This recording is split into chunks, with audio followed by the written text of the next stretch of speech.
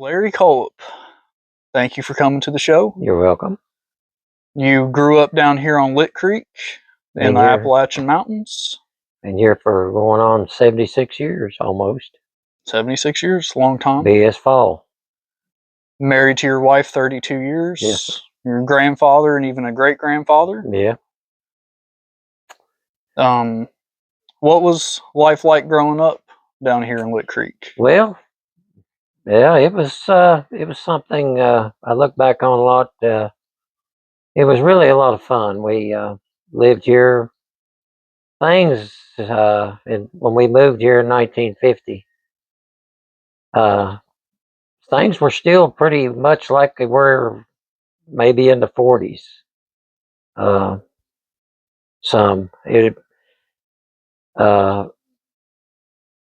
We still worked with horses. My grandfather and both my grandfathers had horses, and we worked with them. We done things mostly by hand and with those horses, for several years. And like farming and stuff. Yeah, farming, dragging our wood in, and we moved in from come in here in 1950, and I was just a baby then, and but I can remember after about 3 years living in the old house where we lived back up in the mountain there. We had a lot of fun. We had a lot of good times, and remember that. Living here was I look back over the years, it was a great teaching thing too, because at the time I grew up here, at one time there was several people living on this creek, and I knew them all, and I learned a lot from every one of them, something. Not only my own family, but from the people that lived here. Yeah. A lot. We learned a lot. So. Did you go to school here in Lick Creek, or did you guys have to travel? My first school was over in on the backside of a place called Dodson Ridge up there over in Nebo. That was my first school I went to. Okay. My mother, we had a school here on Lick Creek. Of course, this was way before I was born, but over here where this church is, there was a school there. It was a log school, built out of logs, I think. I remember someone showed me a picture of it once. It was logs. But later on, they built the Nebo school, and they moved all the kids to Nebo to go to school. And they tore it down. They built a church over there, the Young's Chapel. So. Yep, just that little one-room church, beautiful church. Yes, it is. It's been a lot of wonderful times over the years. Yep. We had 2 missionaries that came in here. It was before I was born. They came in here in the late 40s. See, when they came, we were living actually around in the late 40s, probably around 49. I don't know exactly. I should have asked more questions the older I got back years ago, but I didn't. My dad was in the coal fields over in Buchanan County working, strip job over stripping coal. And we lived in Buchanan County. That's where him and Mom were living on a little settlement called Garden Creek. Okay. And of course, I was born over there in Richlands Hospital in 1950. But I don't know exactly it probably was, I want to say maybe it was that after I was born, maybe that fall or first of the next year we moved. We were moved over here. Mm-hmm. To the old log house up back there in the woods. Okay. And beautiful place. I think about it a lot. I really do. And then you said the missionaries, they came down here. The missionaries came, there was a Miss Sarfus. She come walking up this road. They tell me, now this is what I've been told. When she first came in, she came in here walking. She was from Pennsylvania. She's a Bible teacher, missionary. And a little later, another one came. She was a Hess. We called her Miss Hess. Miss Hessen Sarpus was their names. And they got together and they would have Bible teachings over there in that church. And the biggest, most beautiful time we ever had was in August. We had Bible school there. And kids, when I started, there was so many kids around here. That church was full. Mm-hmm. And I remember when my dad built that old garage, it's over here along the road. The first year he had it, it was new. He hadn't put much in it. And we had to use part of that garage for a certain amount of the kids to have Bible school. There was so many children come here and went. There was people that would take their vacation a time or two, a few times, and come here and get their kids to go Bible school that week. It was a wonderful time. Great. That sounds like a good time. Yes. What did you do when you guys weren't farming and stuff all the time? Well, we just helped my grandparents. When I was growing up as a young kid, after we moved, didn't do much when we lived up here. I think we moved over here in '56, in this house where David lives now. And but after we come down here, we started doing things. We had, even at 6, 7 years old, we were working a little bit, doing our chores. Mom and Dad, the old folks were. That's the way it was. Mm-hmm. And back in those days, or the '50s, early '50s, it was still a lot of work that was done by hand. Them fields over there, we cut the hay with my granddaddy did with for a while until he got his tractor, cut it with the horses and horse-drawn mowing machine. And I remember I was about 10 years old when I started riding a mule. We would rake the hay with an old dump rake, be long windrows, and we'd put it in a shock, they called it, not a stack, but a small shock, and let it sit a few days. And when they got the place made with a pole to stack the hay, I would ride the mule, and my uncle would run a pole under the shock and throw a rope and tie it, and I'd drag the shocks to the haystack where they were stacking the hay. Oh yeah. Yeah, I was about 10 years old when I started doing it. But we just had that little place over there, but we raised a lot of stuff on it. We always had, I was thinking about that not long ago. We just made a living off of that little place over there. Yeah. Now, my dad was gone a lot then too.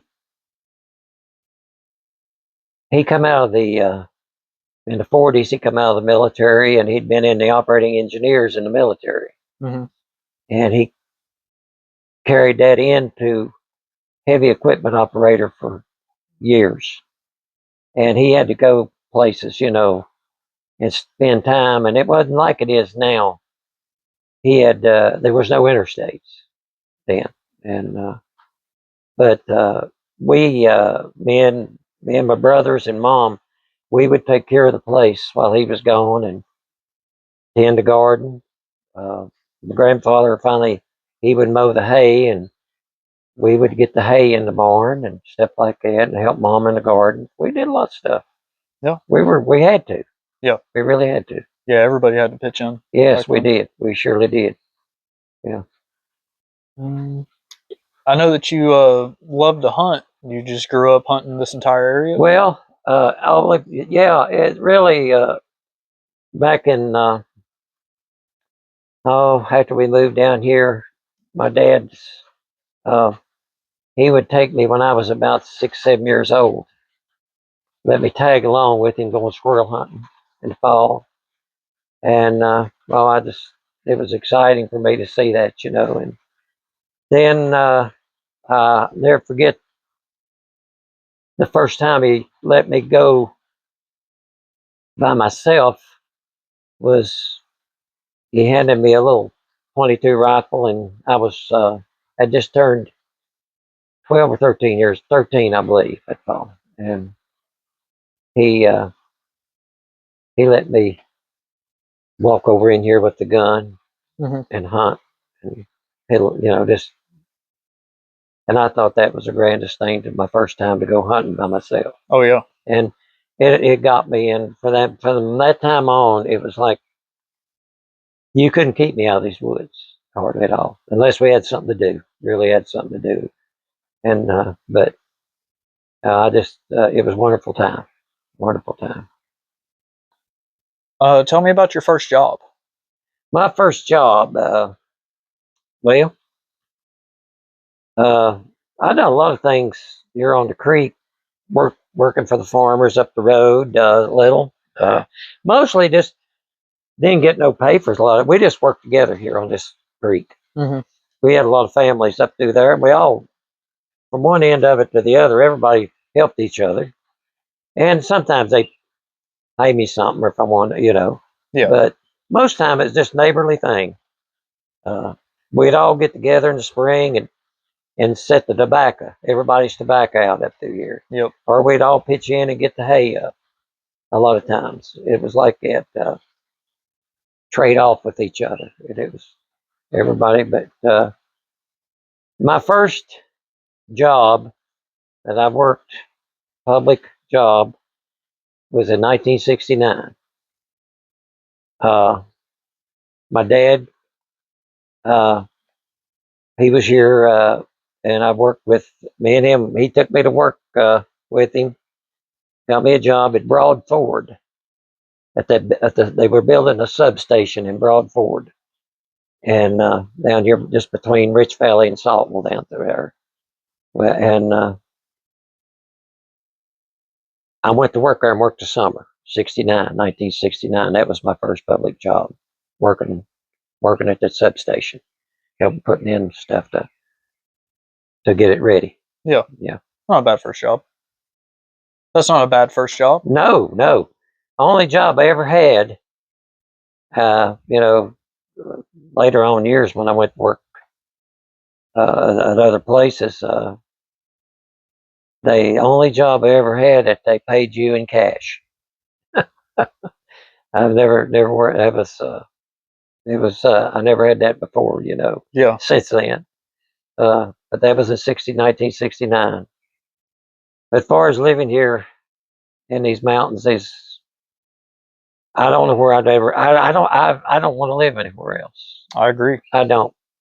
I look at it, and this, to me, I've looked at it so many times on a pretty day and how pretty it is. I've just enjoyed it so much living here over the years. And we had good times, and especially in the 50s. The 50s were good times. They were. I was watching not long ago a show on TV about the 50s, how laid back everything was. In fact, I think I read something or heard it on TV a few years ago where the 50s was the last great decade that cost of living never raised out never changed, So yeah, I believe that. And it was a beautiful time in the 50s. I remember a lot, and it was something. And we just loved to get up of a morning and get out and do things. We fished this creek. We had always had plenty of fish. Yep. To fish for, and like I said, hunting. We hunted. Me and my brothers hunted all over these mountains all the time. My dad, my uncles, my grandparents lived right out there around the hill there, and we hunted together. Me and my uncles and everything, and we just had it was just a wonderful place to grow up. You had anything and everything you wanted to do. Yeah. If you like these kind of mountains. Yeah, if you like being outside. Yes. Yep. It was always something to do. Yep, that's my favorite part about being over here. And I would always tell Janet, my wife, I said, I remember in the about from 60, I think it was in 63, I started, Dad let me deer hunt. It was 1963. He bought me a little double-barreled 410 shotgun, and he bought me some slugs to hunt with, but the deer hunt a little bit with. But I'd hunt. I loved squirrel hunt. That was it. For me, I loved that. But it seemed like at that time I hadn't. He would tell me all the stories about when he was a boy growing up in here. All the old people would tell me the same thing that lived on the creek, and I would go hunt these ridges and these hollows, and they had names for all of them. All the old people named these hollers and ridges. That's how I guess they named them because if somebody wondered where you was at, if you told them where you was going, they knew where you were at if you need. Yeah. But every hunt seemed to was a new adventure.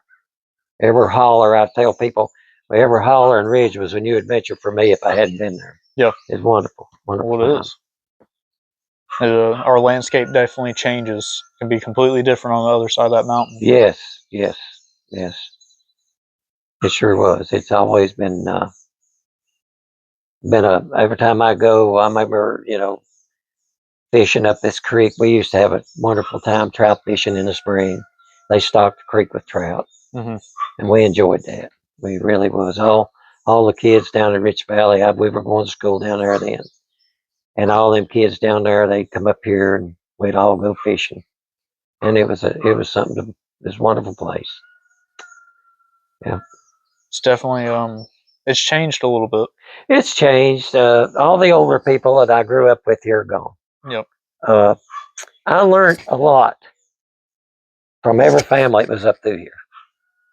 When I was growing up in the 50s and 60s, especially, and early 70s, and especially 50s, 60s, and 70s.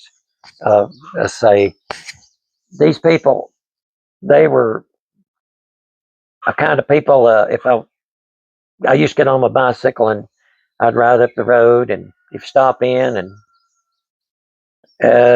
they would offer you something to eat right off. If you want something to eat, and they were so. Then you could listen to their stories they tell, and watch them work and how they done stuff. And I learned so much, and it's a good thing to learn things like that. I thought it really helped me through my later years. And even on our little place we had right here when we lived there across the creek, we had milk cows, we had a couple of horses, and like I said, now late 50s into the 60s, it didn't start changing a lot till about the mid 60s. We still hauled our hay in and forked with pitchforks, raked it with a dump rake. And we did have a little old tractor finally Dad bought, but we'd haul the hay in, load it with pitchforks, and unload it and put it in the barn, just loose. And that went on until about the late 60s, I'm thinking. And then we finally, we didn't have a hay baler, but Mr. Carter down the road here did, and he got one, and he come up and baled our hay. And Mr. Edmonds, he had a hay baler, and he would come down and bale some for us, and that's when that started to change over a lot. Yeah. Technology finally started making its way over to us. Yeah, but I really miss all these people I grew up with, and I really think sometimes I tell Janet, I said, I don't understand why I was so. I don't know. I just didn't think about it when I was young. I talked to all these people, and I can remember a lot of things they said, but I wish I'd have took down notes of the remedies they could tell you about that they used to use, the way they grow stuff, the way they can stuff, the way they done a lot of things that I've forgotten now. Some I hadn't, but I just learned so much from all these people up through here, every one of them. And they were just great people. I just enjoyed it so much. Still enjoyed living here, but I really enjoyed their company. Yeah. We always had a Mr. Thompson. Mr. and Mrs. Thompson lived up the road, had one of our big things we had here on the creek every fall, September, I guess, was when the molasses making time come in. Okay. They raised the cane, sugar cane, and I'd go up and help them grind the cane to get the juice to Mm-hmm. make the molasses. Then they would do that, and they would sell every one of them they could, but they always ever it got there to where it got so popular doing that they would always wait on 2 Saturday nights to do one on a Saturday night, and you wouldn't believe that the people would come to just watch them make molasses. Oh, I believe it. And we had music. My uncle, he was a musician. Him and some of his buddies would come over, and they would make music, the old mountain music. Mm-hmm. And I would help Mildred. That was her name, Mildred Thompson.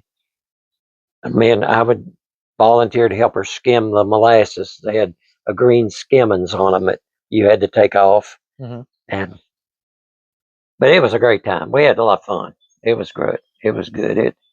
It was 2 Saturday nights out of the month they would save to have it done, Yeah. and it was wonderful.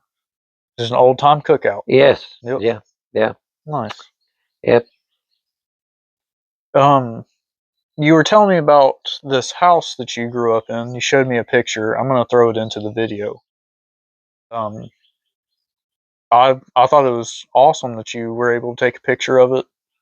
Is there anything that you wanted to say about it? Well, that house I think that house was built by my great grandfather, and I think my grandma they lived in it a while. My grandmother and them did, and her daddy had built it. I think they built it, and then they moved. There's a big 2-story house right out here. I don't know if you've seen it or not, just around. You can't see it from here, but they built that and they moved out of it. I believe that's how it went down out of that went into it, Mm-hmm. and that one was sitting empty.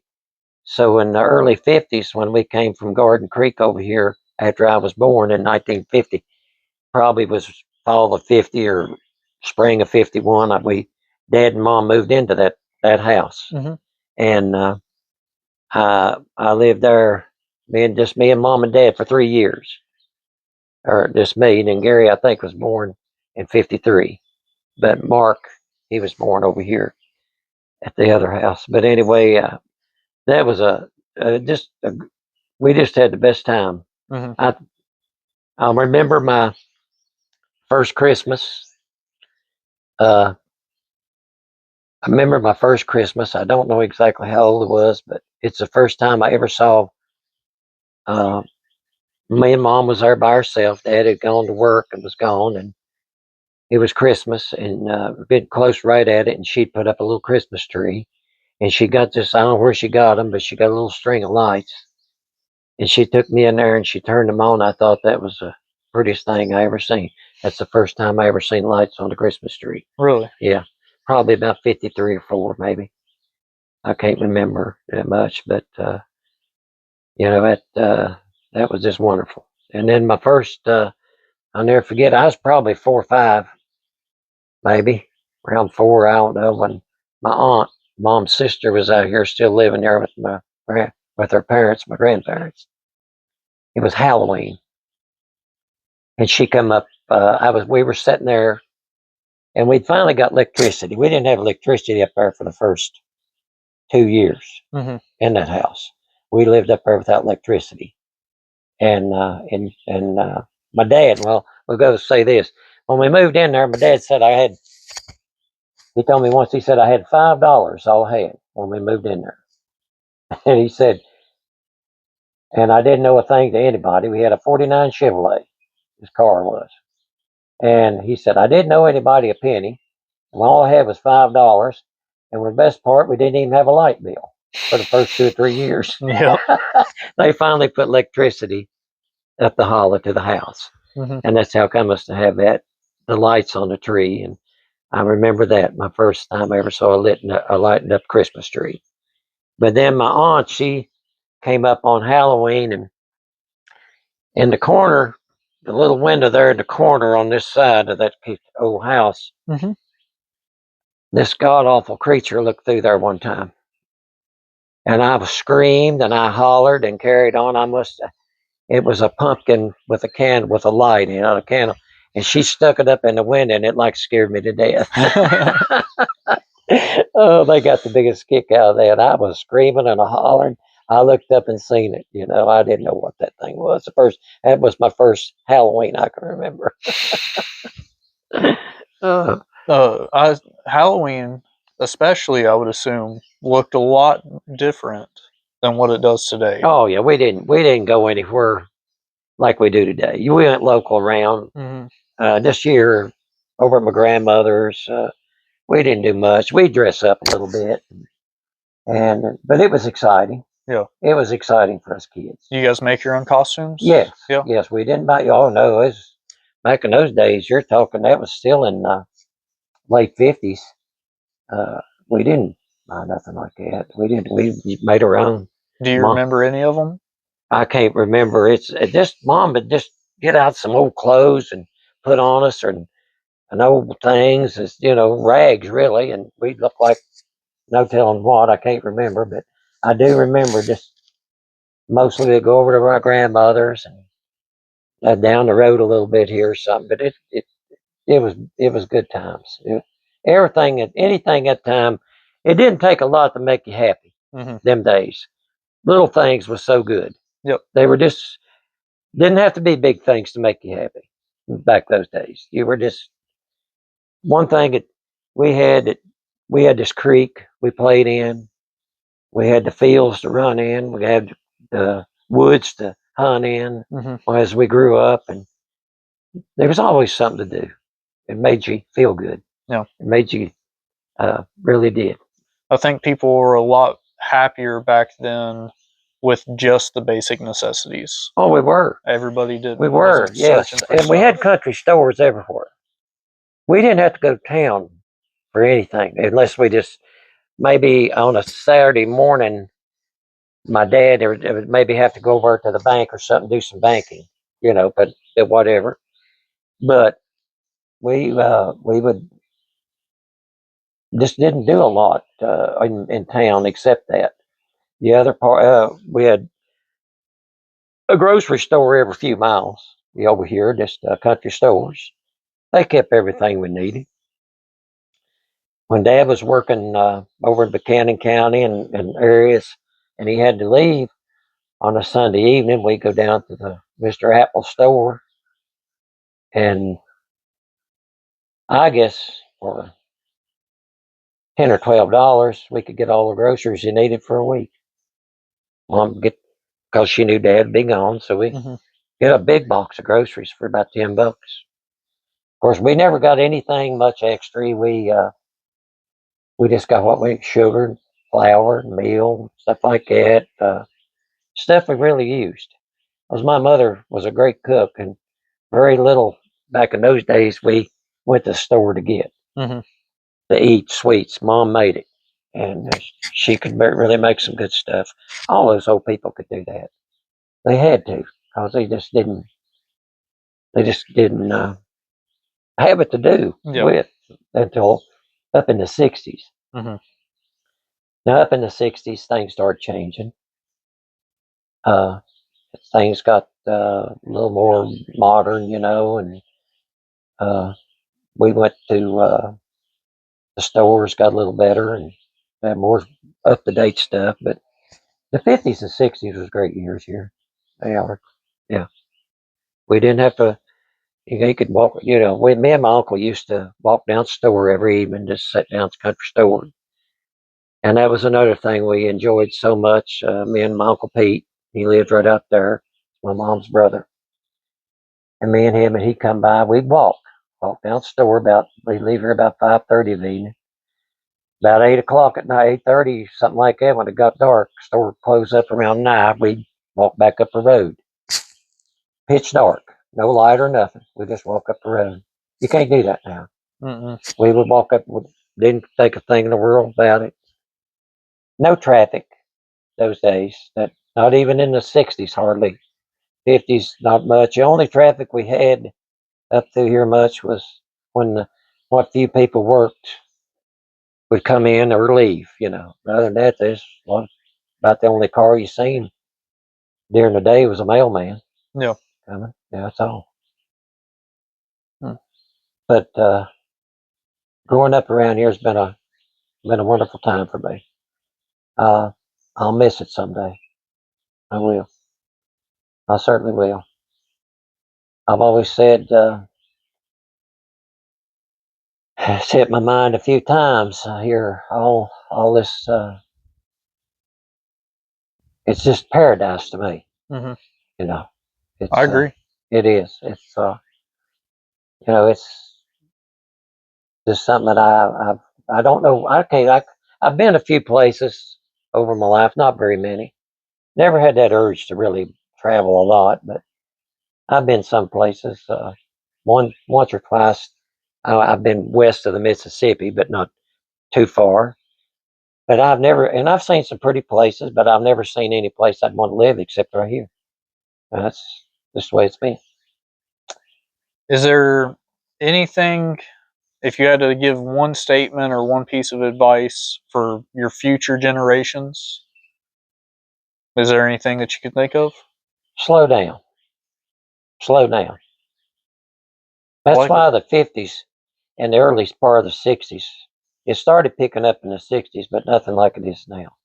'50s was laid back, people. Uh, it was laid back time. You didn't get no hurry for anything. You didn't have to. I don't know. You just didn't. It just, we didn't have phones. We didn't even have a phone in the house.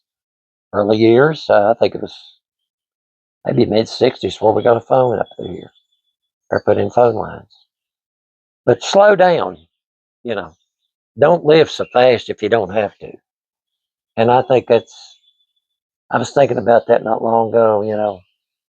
And I'm probably guilty of doing that some, you know, living a little faster than I should. But now I look back and I think I didn't live as fast as people nowhere near do today. It's constantly on the go. Yep. And, slowing down would help a lot. I like that. Just take your time. Take your time. Time's short, and it's here and gone before you know it. And I don't believe in helping it along if I can get by with it. I think you just need to settle in and enjoy what the Lord gave you and be happy with it. And that means everything to Hmm. me. I like that a lot. What I miss most about the hunting though is when we used to hunt with our dogs and of a night coon hunt, or we just enjoy getting out and hear them run. Hmm. And I miss that so much. But I can't do that now. That's hard work Yeah. in Yeah, the it's a lot of dark. work to chase a Yes, dog it down. is. That mountain right over there, you wouldn't believe how many times I've climbed that mountain and get into some really rough places to get to them. It's not. Yeah, the dogs don't care. Oh, you can't. You got to let the dogs do their thing. You just got to follow them. Hmm. I used to go and I go during the week. A friend of mine, he's passed on. My best friend I've ever had. Best friend I got is Janet, but Kenneth Hanshoe was his name. Me and him went to school together. And me and him was within 5 days of being the same age. We graduated,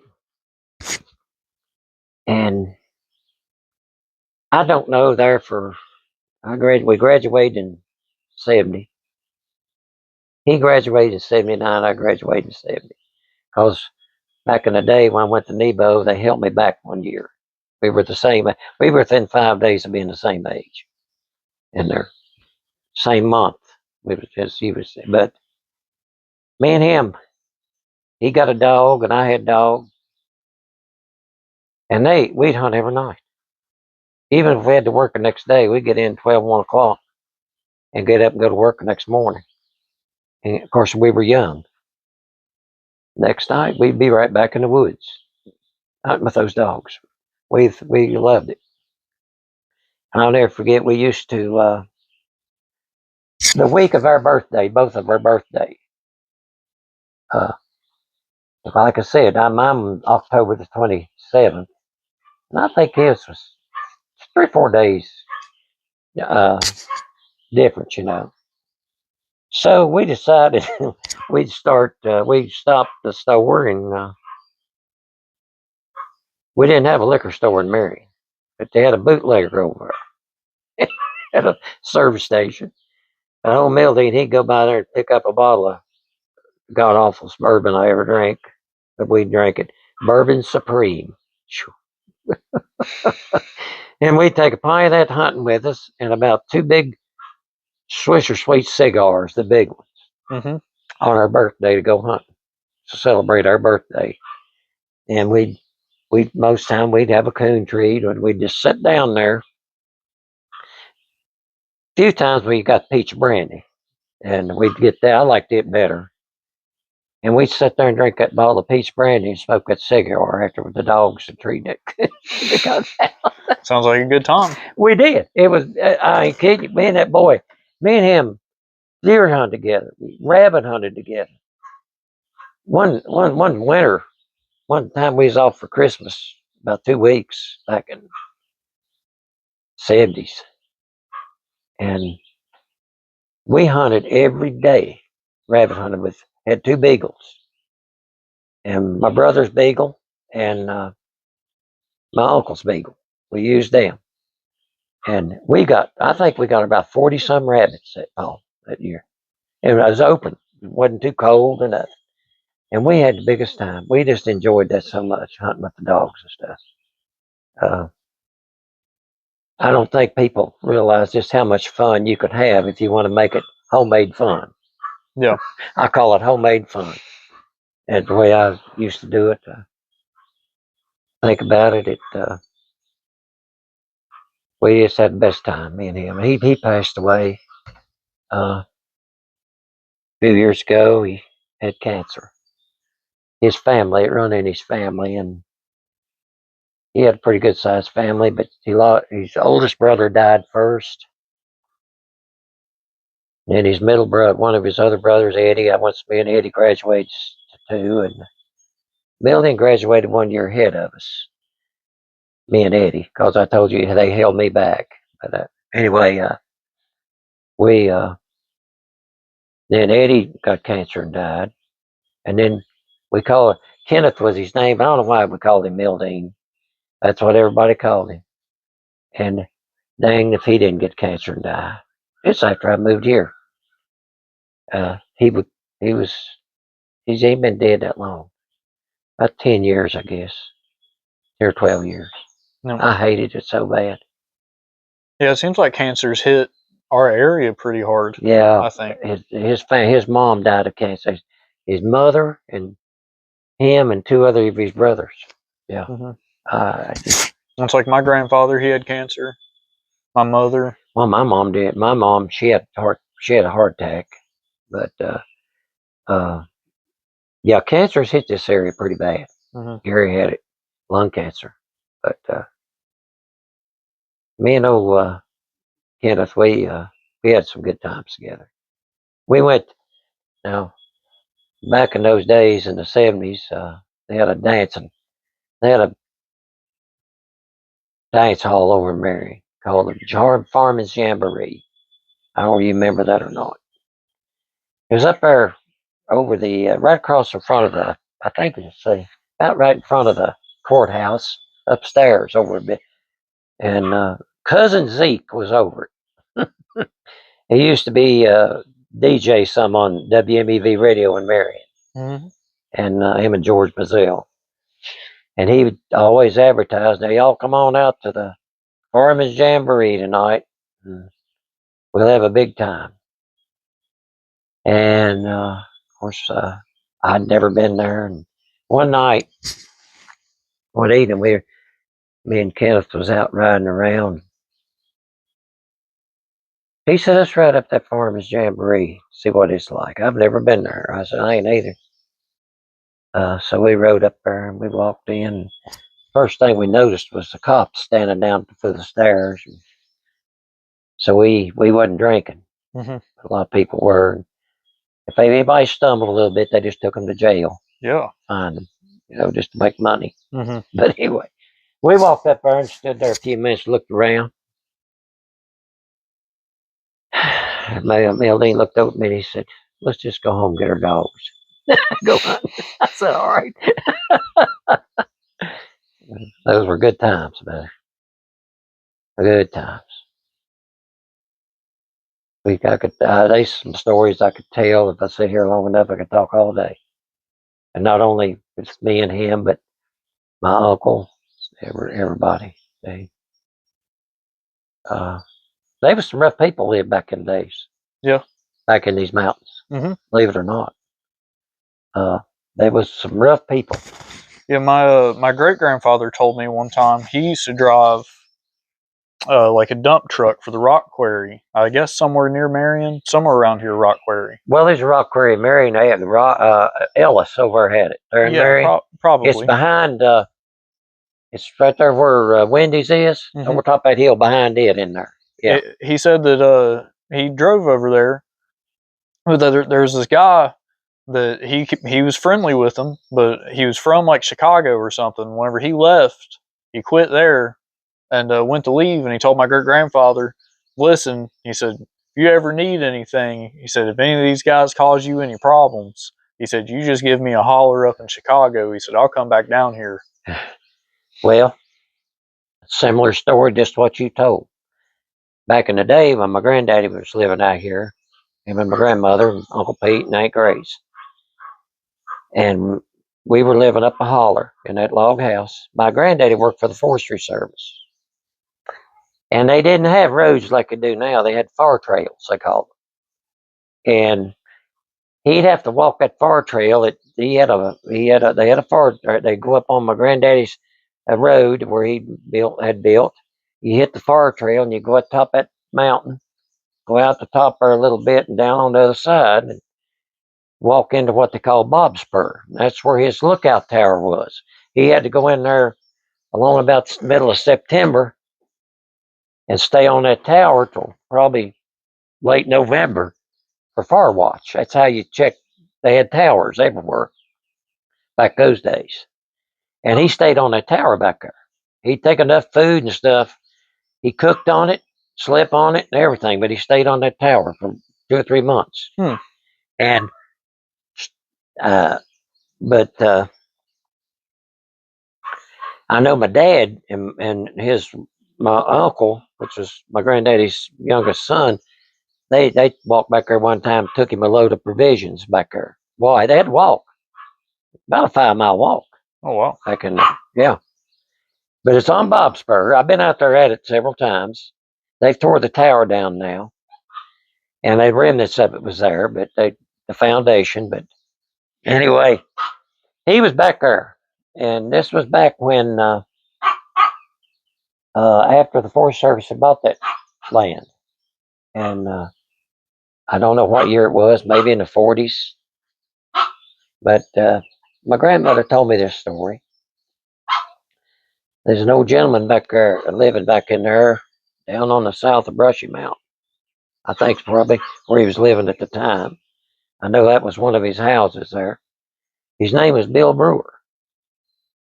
And him and his wife, just him and his wife lived back there. No power, no nothing. They lived off the mountain. They lived off of whatever. Mr. Bill and his wife. Never seen Bill, but I got an artifact from him out there. Mm-hmm. Out there in the building. I'll show it to you directly. Okay. And anyway,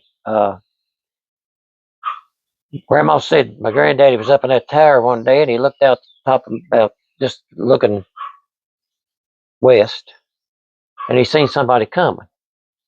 And it was Bill Brewer. And Bill was a rough customer. Well, but him and my granddaddy was good friends. He liked that. He liked my granddaddy. Mm-hmm. But the Forest Service had bought that, and before they had bought it, I think a lot of the people, some around, had always hunted back there. There was no deer back in the day. But one time here, there was no hunting seasons. My grandmother said must have been in the 30s and 40s. There was no hunting seasons, Mm-hmm. but they come about, I think, in the early 50s. But anyway, Bill come out there and come up that tower and And there's a lot of these people didn't like it because the Forest Service had bought it, and my granddaddy was staying back there. And some people didn't like it, I don't know. You always have people like that no matter what the generation. And he said, Charlie, that's my granddaddy's name. He said, he had his gun with him. He said, there's some fellers, got wind that there's some fellers going to come back here and run you out of here. But he said, I just want you to know they won't make it. Don't worry about it. That was all he said. Mm-hmm. He turned around and left. If they do try, they won't make it. All he ever done made his living was hunt and make liquor. That's how he made his living. And down on, you've been over to Tazewell that way, across 16. Yep. You get up there where the Smith Bland Tazewell County line is. Mm-hmm. There's a road out top that ridge. All right. You know what I'm talking about? Brushy Mountain. And if you go out Brushy Mountain out through there, and you come into Sugar Tree Gap, and your dad was back there one time. Me and him rode back there. I was just a boy, young boy. He said, let's go down to Bill Brewer's old house. I didn't even know there was a house back there. Sure enough, there was an old house down there. Down south that mountain. Trees done growed up around it. But anyway, Bill moved out of there. And he lived out on the foot of Brushy, right there where you start up the mountain. If you're going out top of Black Hill and go out and get up first, start up a mountain, he lived right there in that curve then. But then, undoubtedly, later, if you go out there now, there's a big old house sitting on top of a hill. I don't know where you've seen it or not. Some guy from all the way from here, from up northern Virginia, built it. Yeah, must have been 25 or 30 cameras around it watching. But there wasn't nobody there. Tommy Hess, a boy I worked with, his daddy and them, somehow or another, the guy got killed in a plane crash. And his sister left there. And I was up, I asked Tommy, I said, well, I know it was good hunting out there, squirrel hunting. And Tommy and his daddy was taking care of the place. Beautiful house. I don't know what it's like now, but man, it's something. You ought to ride by it up there sometime. But Tommy said, yeah, Larry, go ahead. I'll give you the key to the gate. They don't care. Said, if you want to ride up there and look at the house or go up there and hunt. I was off for Christmas, so I wanted to go squirrel hunting. And, but he said, when you're up there, go down that little ridge behind it and look at that old rundown cabin.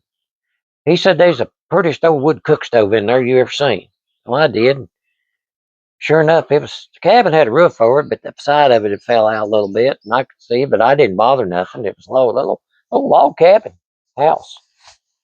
And Tommy said, we don't know whose it is or how it's there. Well, I come back home, and when I seen it, but I went back out there another evening, and I went on down in and across a holler, and on my way back out the top of the ridge, heading toward the house, toward the cabin to get out of there. I don't know what might caused me to see it. It was probably about as far as mirrored that thing right there, and I seen something sticking out of the ground, sticking up about that far, and I cannot understand. And it looked like a piece of pipe, which that's what it was. And I went over there and I got a hold of it. It was copper, and when I pulled it up, it was a worm. A worm that goes in a liquor still, making moonshine. Yep. And so when I looked at the cabin and I put two and two together, when I got back to work the next Monday, I told Tommy Hess, I said, Tommy, I know who that cabin belonged to. He said, who? I said, Bill Brewer. He said, you know, somebody else said that. I said, yeah. I said, I know it's Bill Brewer. And I said, I found a worm over there.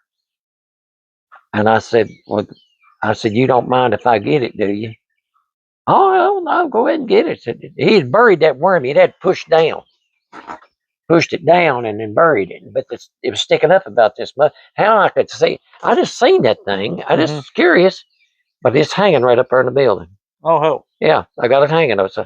It's a half-inch copper tubing worm that you set in a barrel of cool water. Yep. And condense the liquor. Mm-hmm. And it'll drip out. Belonged to Bill Brewer. And on his deathbed, now Bill was a pretty rough customer. You didn't cross him. If you did, you better stay away. On his Mr. Tibbs, Worley Tibbs, told me one time that somebody had asked him on his deathbed how many men he'd killed. He couldn't speak, but he held up 2 fingers, and that was it. And he killed 2 men. And Worley Tibbs lived down here. That's David and Bradley's great grandfather. Their granddaddy's daddy. Knew Worley well. Worley me had he helped me skin my first mink I caught when I caught it in a trap. Yeah. I could skin muskrats. My uncle showed me how, but a mink was a little different. I didn't want to ruin it. It was a big brown mink. They's worth more money. And I caught that thing right over along the creek. And I said, Mom, I don't know what to do. She called Worley and told him what I'd done. He said, well, tell him to bring it on down. I'll show him what to do. Worley was a true mountain man, too. He, see, David and them's great, Elbert was their granddaddy. But Worley was Elbert's daddy. Worley's mother was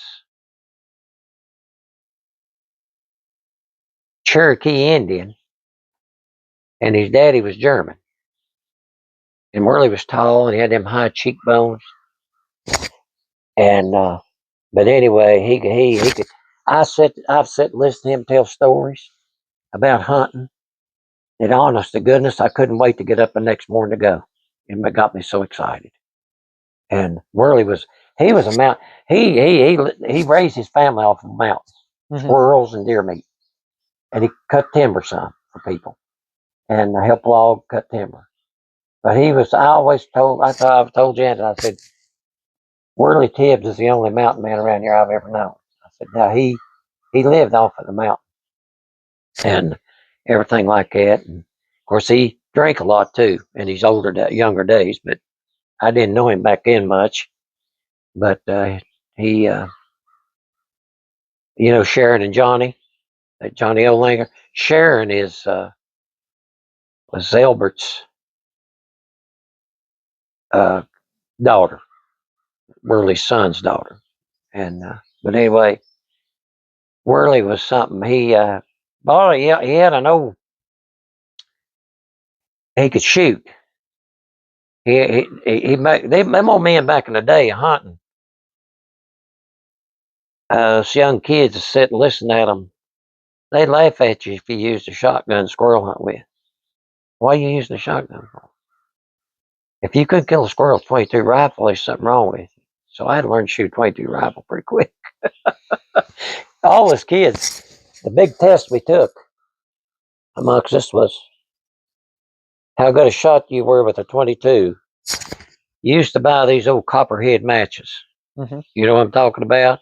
The name of them was copperhead. They were wood with a copper tip on them.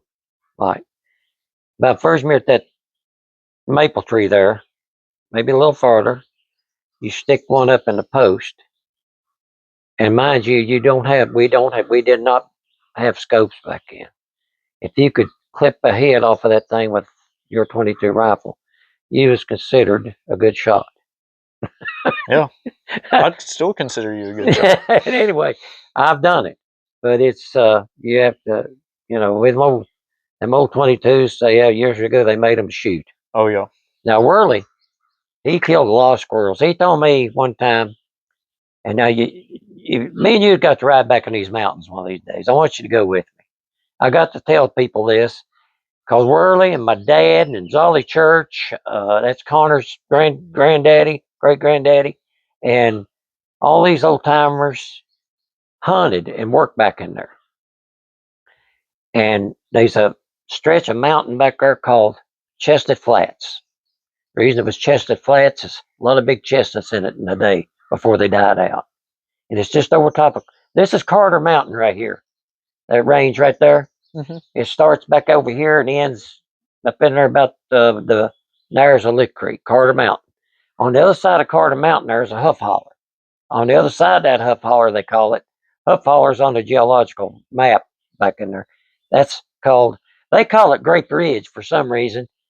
But when the old timers were here, that was Main Mountain or Chestnut Flats. And it was a long stretch of mountain, and it was as wide on top in places as near to that creek down there. Wide and flat and pretty on top. Mhm. Yeah. And Worley and them was cutting timber on the back end of it. And it got to raining, and so they decided it was in, I think he told me it was in September. And it was all, they hadn't cut no timber out through there, and they thought it was, I know it was September. But he said, I just took my 22 with me, he said, just to have it with me. And said, so we all decided to quit early. And he said, I just took my 22 and I went up the end of Main Mountain, and said, by the time I got right up, it'd been right over yonder on top of that mountain. He said, I had 26 squirrels, and said, I missed one clean and had to shoot one twice. And that was shooting open sight. Not bad. But he was a heck, and his deer hunting rifle never had a scope on it, as far as I can remember. And the rifle, Johnny's got it now, Johnny Olinger. I'd love to have it. It's an old Marlin, probably back in early 1900s when Marlin was making it's an old Marlin 30-30. Mhm. And that's what he deer hunted with. And he told me, I've listened to his story so much. He was up there hunting one time. He loved to squirrel hunt. He loved these squirrels. Hadn't seen no deer. He said the squirrels was about to cover him up. He said, I couldn't stand it any longer. He took that 30-30 and wanted to jump up on the side of the tree, and he barked a tree right in front of its head, and he'd kill a squirrel. He said, I got 6 with that 30-30. Never had shit. He just do that. He said, I got 6 squirrels. But there goes a rabbit right now. Oh yeah, I got all kind of rabbits around here. Heck, they run that driveway. I enjoy washing them. I used to have an old beagle run them all the time. Out yonder sits another, way out yonder. Oh yeah. I have seen as many as 4 and 5. But those are the kind of people I was raised around, and I could sit and listen to them all my life. And I just Worley and Zolly Church. That was Connor Church's great granddaddy. But you've never been back in them mountains, have you? Back through there? No, we'll have to go. I want you to go. You go. I don't think we'll go now. We'll wait till maybe this fall if I'm still here. You'll still be here. And me and Janet tries to ride through there every fall. We go up Sprouts Creek, drop over and go down through Punch and Judy. And we used to turn over into what they call hunting camp. But that road's gotten pretty bad. But we go down through what they call Punch and Judy, go all the way down, hit the road that brings you out up to Ceres, or it'll take you up on Clinch Mountain on 16 and go into Tasman. Okay. And but anyway, we usually just make a circle and go into Poor Valley and come up and come out at Ceres. Just make that big circle. But see, my dad worked back there. Believe it or not, they had a railroad track in there back in the 30s. I'm sure it was in the 30s. Dad worked there when he was a young boy. They went all the way to Narrows, Virginia. They had the Virginia Hardwood Lumber Company come in here, and it was virgin timber, Dad said, they cut. And they had Shea engines, and they built a railroad. He showed me some of the old railroad grade back there one time. And it had to go all the way into Baston. I don't know you know where Baston is or not. Yep. That was where the mill was. It was a big band mill. They've tore out for a few years up there after me and Janet got married. I noticed the big foundations was still there, but they moved the mill down in North Carolina. Leonard told me about it. They moved it from there into North Carolina. But Dad said his first job working for him was they had a pond full of logs where they brought them out, and they never had nothing but horses and steam. And they had an old steam loader, and they had them logs in that pond, and he said that guy would sling that cable at them with them tongs, and you had to catch them.